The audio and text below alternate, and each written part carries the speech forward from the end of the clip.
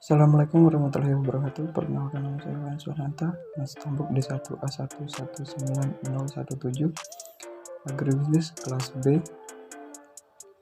Baik, pada kesempatan kali ini saya akan menyelesaikan tugas dari mata kuliah ekonomi produksi, di mana tugas tersebut adalah sebagai pengganti dari ujian akhir semester. Nah, tugasnya adalah pilih masing-masing satu jurnal, skripsi, tesis, disertasi yang menggunakan analisis Cobb Douglas dan analisis responden. Direspon dengan mereview. Yang pertama adalah jenis variabel atau data yang dianalisis. Yang kedua adalah tahapan analisis yang digunakan pada penelitian tersebut. Ketiga adalah yang ketiga adalah hasil analisisnya. Di sini saya menggunakan jurnal yang berjudul Analisis Efisiensi Produksi Bawang Merah di Kabupaten Pati dengan fungsi produksi Frontier Stochastic Cobb Douglas. Penulisnya yaitu Eka Nurjati, Idkan Fahmi, dan Siti Jahron. Oke, kita lanjut ke jenis variabel. Review pertama yaitu jenis variabel. Penelitian ini didekati dengan fungsi produksi Cobb Douglas Stochastic Frontier. Pemilihan alat analisis ini digunakan karena metode ini dapat dibentuk menjadi fungsi dual yang diperlukan untuk menghitung efisiensi ekonomis untuk mempermudah pendugaan fungsi produksi dari bawang merah. Nah, persamaan regresi Cobb Douglas diubah dalam bentuk linear berganda dengan cara pendekatan logaritma menjadi persamaan sebagai berikut. Nah, di sini bisa kita lihat di mana elemen Y sama dengan beta 0 tambah beta 1, elemen 1 tambah beta 2, elemen 2 tambah beta 3, elemen 3 tambah beta 4, elemen 4 tambah beta 5, elemen 5 tambah beta 6, elemen 6 tambah V1 dikurang U1, di mana variabel Y1 sama dengan produksi. Nah, di sini bisa kita lihat X1, variabel X1 luas lahan yang digarap, variabel 2 jumlah penggunaan bibit, dan seterusnya. Pengujian parameter fungsi produksi Cobb Douglas dilakukan melalui dua tahapan. Tahapan pertama, menduga parameter fungsi produksi beta 1 dilakukan dengan menggunakan metode dari ordinary least square atau OLS. Tahapan kedua melakukan pendugaan seluruh parameter beta 0, beta 1 varians dengan menggunakan metode maksimum threshold. Oke, lanjut ke tahapan kedua yaitu tahapan analisis. Yang pertama itu sebaran responden bawang merah di Kabupaten Pati pada tahun 2017. Jumlah sampel yang diambil adalah sebanyak 33 responden petani yang berasal dari 3 kecamatan di Kabupaten Pati. Penentuan sampel ditentukan menggunakan Starfrag sampling yang didasarkan pada strata luas usaha tani bawang merah. Distribusi responden berdasarkan kecamatan dan luas usaha tani bawang merah di Kabupaten Pati dijelaskan pada tabel ini. Lihat sini ya. Pada kecamatan Jaken, Batangan, sama Wedar Jaksa. Oke, yang selanjutnya yang B adalah ringkasan data penggunaan fungsi produksi bawang merah di Kabupaten Pati pada tahun 2015. Pada tabel di sini dijelaskan bahwa rata-rata produksi bawang merah sebesar 44 ton dihasilkan dari lahan yang luas rata-rata 0,48 hektar atau 9,31 ton per hektar. Rata-rata jumlah benih bawang merah yang digunakan adalah 465,6 kg pupuk organik sebesar 519 kg pupuk anorganik sebanyak 396,4 kg. Tenaga kerja sebesar 831 dan pestisida 5,32 liter. Peningkatan produksi sebesar 10% dengan asumsi input lainnya tetap dan berada di tingkat kepercayaan 90% atau 95%. Oke, selanjutnya yaitu pendugaan fungsi produksi bawang merah di Kabupaten Pati dengan metode OLS pada tahun 2015. Nah, di sini pada tabel ini dapat dijelaskan bahwa semua dugaan parameter yang diuji bernilai positif. Hal ini berarti bahwa setiap kenaikan input produksi akan berpengaruh pada peningkatan produksi bawang merah.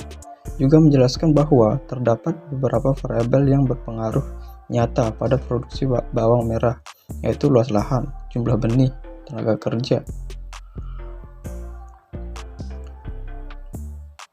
Beberapa variabel yang berpengaruh nyata menjelaskan bahwa setiap peningkatan 10%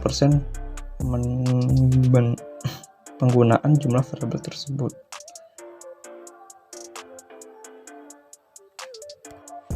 Nah, di sini kita bisa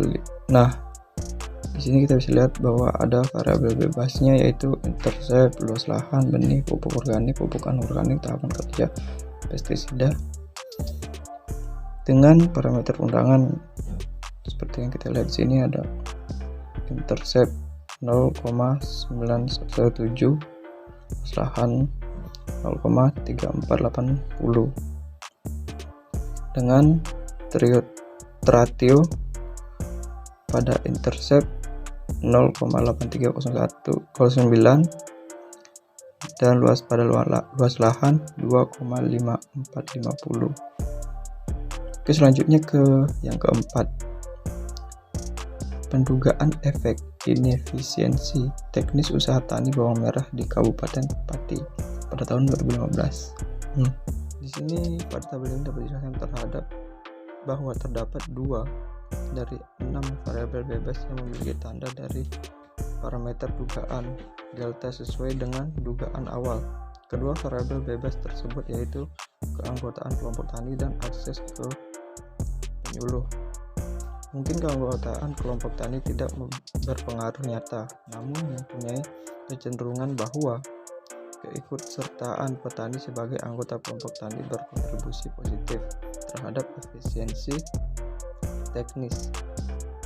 Hasil yang sama ditunjukkan pada variabel akses ke penyuluhan yang bertanda positif sesuai dengan dugaan awal bahwa adanya penyuluhan berindikasi positif terhadap efisiensi teknis. Nah, pada tabel kita bisa lihat bahwa yang bernilai negatif itu ada daripada usaha tani, keanggotaan kelompok tani, dan akses ke penyuluhan. Sementara pada positif di sini intercept, terus adanya pelatihan, lama penempuhan pendidikan, dan lama menjadi petani.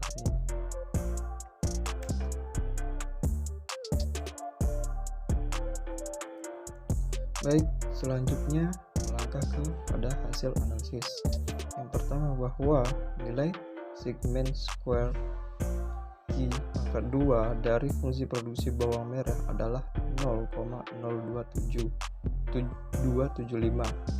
Sigma square Q pangkat 2 menunjukkan total variance dari kedua komponen, yaitu efek inefisiensi U1 dan efek noise V1. Berdasarkan hasil perhitungan diperoleh nilai Q memiliki pangkat 2 dari fungsi produksi bawang merah lebih besar dari 0 dan berdasarkan nyata pada taraf T-A 5%, sehingga dapat disimpulkan bahwa model yang digunakan sudah tepat dan kesalahan U1 dan V1 menyebar normal sesuai dengan asumsi yang diinginkan.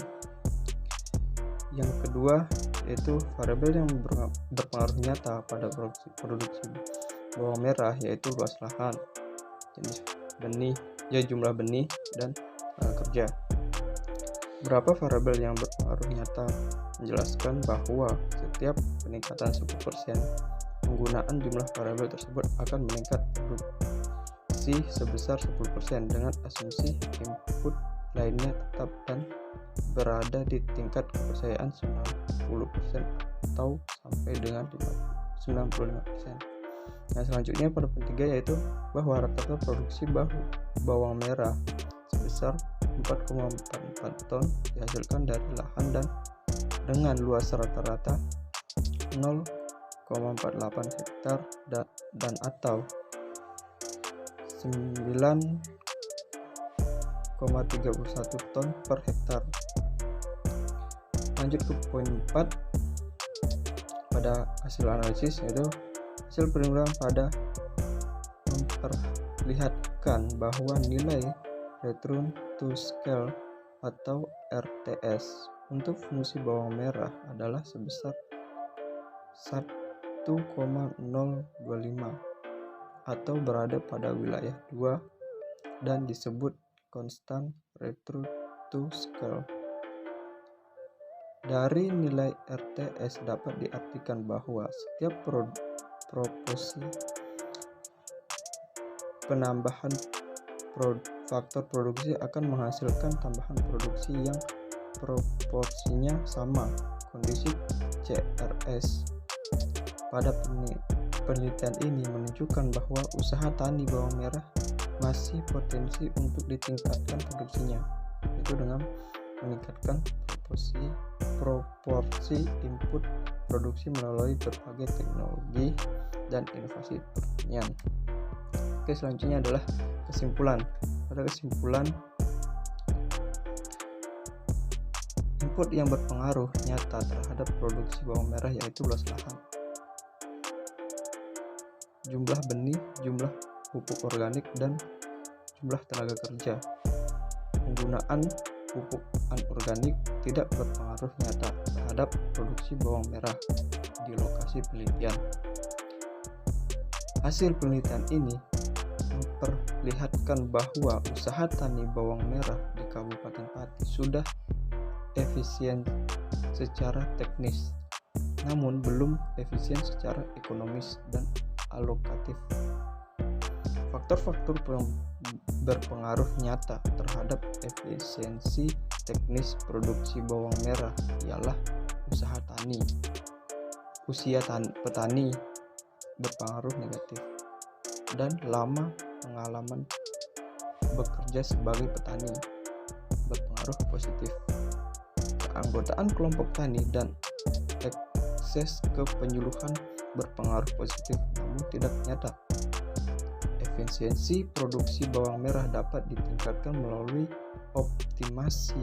optimalisasi penggunaan input produksi, termasuk dengan mengurangi jumlah penggunaan pupuk anorganik, menambah pupuk organik, menambah jumlah benih, menggunakan benih jenis biji botani, dan menerapkan sistem pengendalian hama terpadu.